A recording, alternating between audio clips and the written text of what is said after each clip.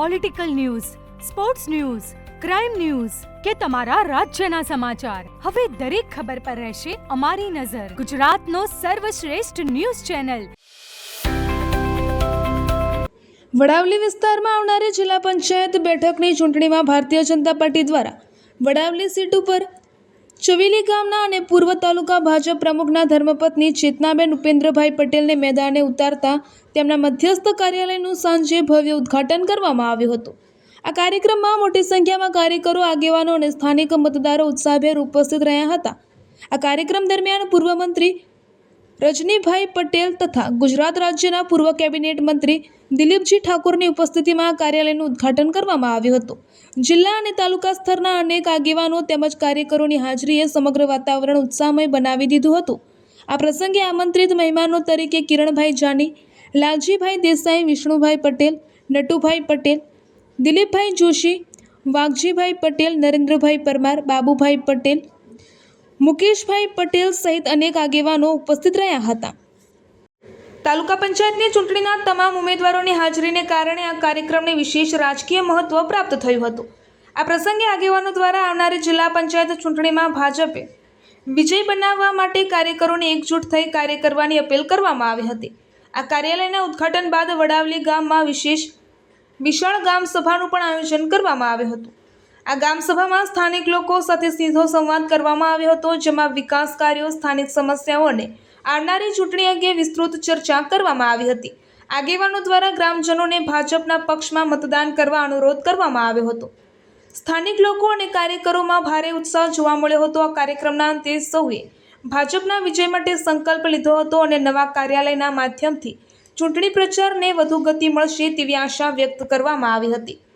ઉપસ્થિત તમામ મતદારોનો અને આગેવાનો તથા કાર્યકરોનો ઉમેદવાર ચેતનાબેન ઉપેન્દ્રભાઈ પટેલે આભાર વ્યક્ત કર્યો હતો અને પોતાના તરફી મતદાન કરવા માટે આહવાન કર્યું હતું. આજે મહેસાણા ખાતે માનનીય મુખ્યમંત્રી શ્રી પહોંચી ગયા છે. સાંજે રાત્રે 9 વાગ્યા સુધી અલગ અલગ કાર્યક્રમો છે તે ત્યાં પહોંચવું છે. એટલા માટે થોડી આપ સૌની અનુમતિથી વાત કરી અને નીકળવું છે, તો એના માટે ક્ષમા યાચના. વડાવલી જિલ્લા પંચાયત સીટના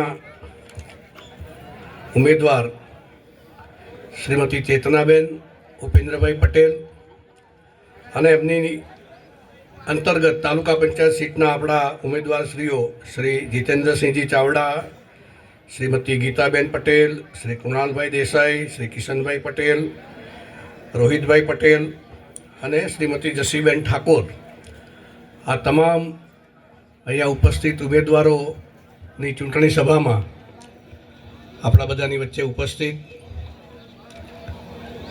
જેમનો પરિવાર જનસંઘથી શરૂ કરી અને આજે ભારતીય જનતા પાર્ટી માટે સતત પ્રયત્નશીલ છે એવા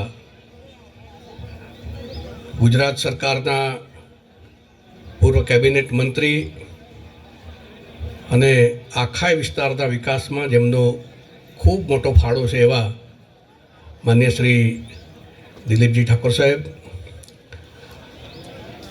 આપણી વચ્ચે જિલ્લાના મહામંત્રી ભાઈ લાલજીભાઈ દેસાઈ, એના પ્રમુખ ભાઈ કિરણભાઈ અને મંચ પર પરિચિત બધા જ એકના નામ લઈ શકાય, બધાની સાથે કામ કર્યું છે મેં એવા બધા ચહેરાઓ છે.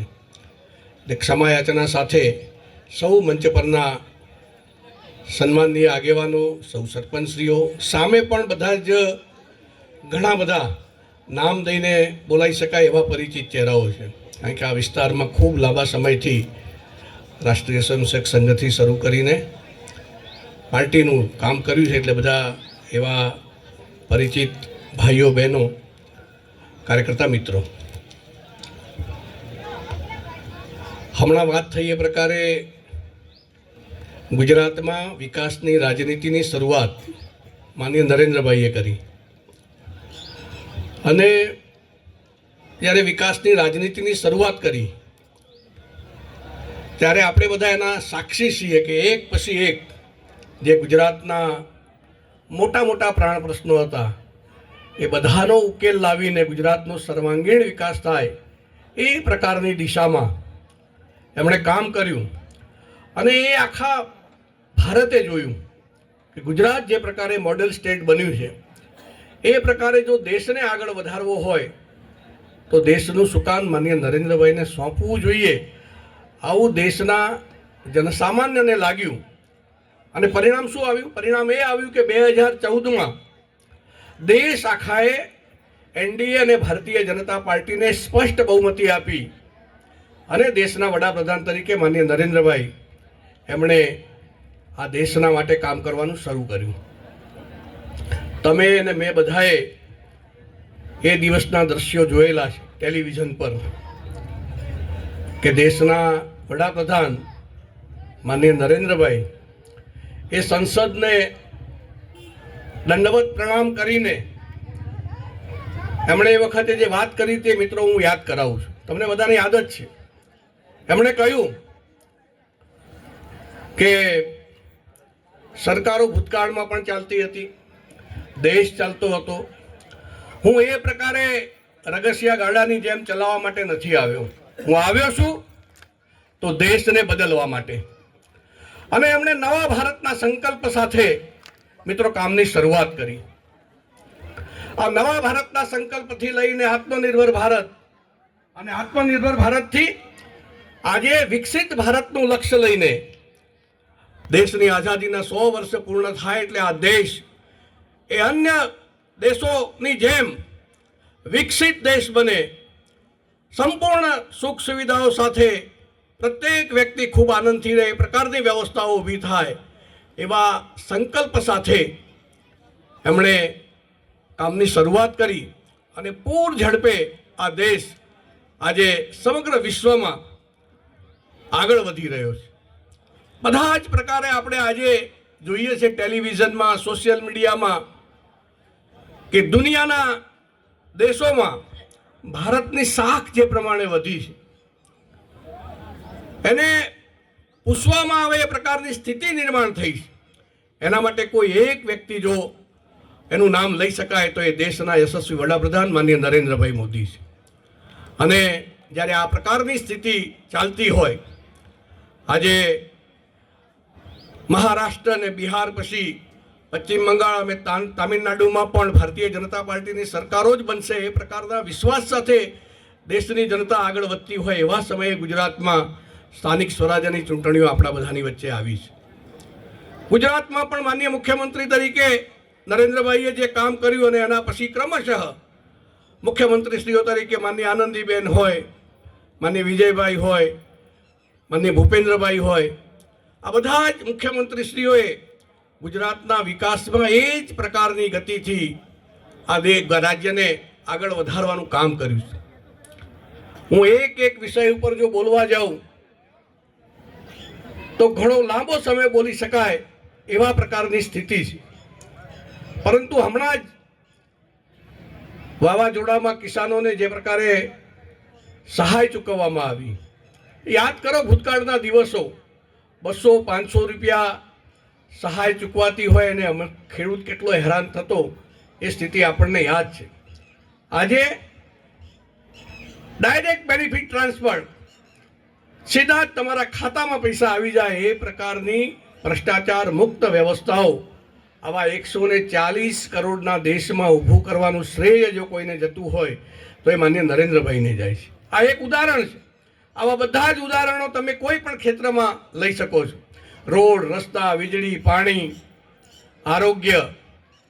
એક સ્થિતિ હતી જ્યારે 75-80 વર્ષના કોઈ વૃદ્ધ બીમાર થાય તો એ વડીલ એમના દીકરા દીકરીને એવું કહેતા કે મારી તો ઉંમર થઈ ગઈ છે, હવે તમે મને હોસ્પિટલે લઈ જશો, ઓપરેશન કરાવશો, 2-4 લાખ રૂપિયા ખર્ચ કરશો, દેવામાં ડૂબી જશો, એના કરતાં ભગવાન ભરોસે મારું જે થવું હશે એ થશે, આ ખર્ચાઓ રહેવા દો. આવું વડીલને પોતાના દીકરા દીકરીઓને કહેવું પડે એવી સ્થિતિ હતી. સામાન્ય પરિવારમાં બધું ક્યાંથી શક્ય બને. પણ આજે આરોગ્યના સંદર્ભમાં દેશ અને ગુજરાતની સરકારોએ જે પ્રકારે સેવા આપવાનું ચાલુ કર્યું છે, 10 લાખ સુધીની મર્યાદામાં, જો ગુજરાતમાં છેલ્લા 25-27 વર્ષથી એક ધારું ભારતીય જનતા પાર્ટીનું શાસન છે માનનીય નરેન્દ્રભાઈએ જે પ્રકારે ગુજરાતમાં વિકાસની રાજનીતિની શરૂઆત કરી અને સમગ્ર ગુજરાતમાં જે વિકાસના મીઠા ફળ લોકોએ ચાખ્યા છે એના પરથી બધા લોકોને ભારતીય જનતા પાર્ટી માટે પ્રેમ છે. સ્થાનિક સ્વરાજ્યની ભૂતકાળની બધી ચૂંટણીઓ આપણે જીત્યા છીએ. આ વખતે પણ 100% પરિણામ મળવાનું છે. હવે જ્યારે પરિણામ મળવાનું હોય ત્યારે કોઈને આ પ્રકારનું પ્રલોભન આપવાનો પ્રશ્ન રહેતો જ નથી. છતાં પણ ક્યાંક ને ક્યાંક કોઈ નાના મોટા વિષયોને લઈને આ પ્રકારના વિષયો લાવતા હોય છે બહાર. પણ ભારતીય જનતા પાર્ટી આખા રાજ્યમાં ખૂબ મજબૂતાઈથી જીતવાની છે. એટલે આ બધી પાયા ઘણી વાતો હોય. હાલમાં જ પણ એક કહી શકાય તો ઋષિકેશ પટેલનો ઓડિયો વાયરલ થયો છે. 5 લાખની ઓફર કરવામાં આવી છે. આ બાબતે શું કહેવું છે? મેં એ ઓડિયો સાંભળ્યો નથી, પણ મેં કહ્યું એમ ભારતીય જનતા પાછળથી ઉભેલા ભાઈઓ તો બહેનો ત્યારે આ પ્રકારના વિષયોને કોઈ સ્થાન જ હોતું નથી.